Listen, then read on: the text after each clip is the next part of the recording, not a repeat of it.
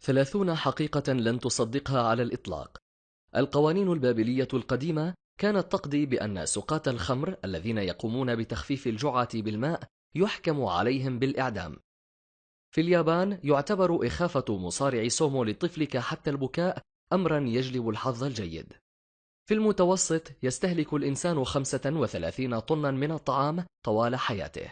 كلمة هلو تم ابتكارها ونشرها لكي تكون هناك طريقة عامة يبدأ بها الأشخاص محادثاتهم الهاتفية. مجموع جميع الأرقام الموجودة في عجلة الروليت الخاصة بلعبة القمار هو 666.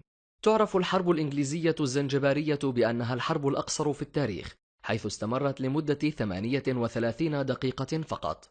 تم اختراع كاميرا الويب في الأصل لمراقبة إناء قهوة خاص ببعض الباحثين موجود بمكتب مجاور لهم لمعرفة ما إذا كان ممتلئا أم لا. تم ابتكار المصافحة بالأيدي بين الطرفين كطريقة للتأكد أن الطرف الآخر لا يحمل سلاحا مخبأ.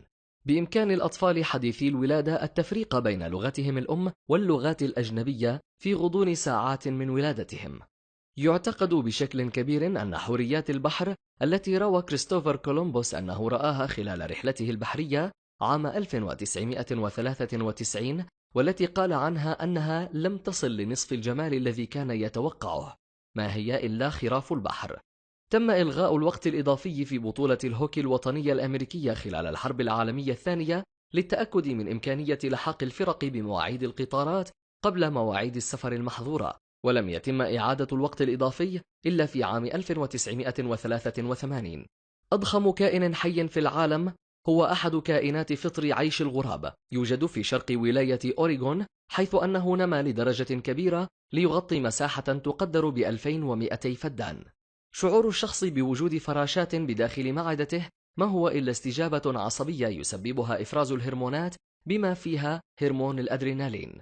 علميا تم إثبات أن النساء أكثر شعورا بالألم من الرجال نظرا لامتلاكهن عددا أكبر من المستقبلات العصبية. يوجد 158 مقطعا في النشيد الوطني لليونان. السم المميت لحية الشجر قوي لدرجة أنه يمكن أن يجعلك تنزف من جميع فتحات جسدك حتى الموت. بسبب اعتماد حيوان الكنغر على ذيله لحفظ التوازن، فهو لا يستطيع القفز إذا كان ذيله مرتفعا عن الأرض. في الظروف الجوية الباردة يمكن للحلزون أن يدخل في بيات شتوي يستمر ل3 سنوات بدون الحاجة لتناول الطعام.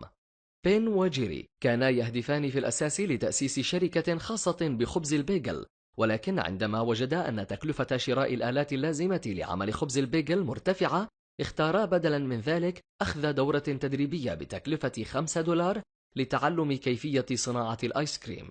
فريدريك باور كان فخورا بابتكاره لعلبة رقائق بطاطس البرينجلز، لدرجة أنه أوصى أن يتم وضع رماد جسده بعد موته في إحدى تلك العلب، وقد تم تنفيذ وصيته بعد موته عام 2008.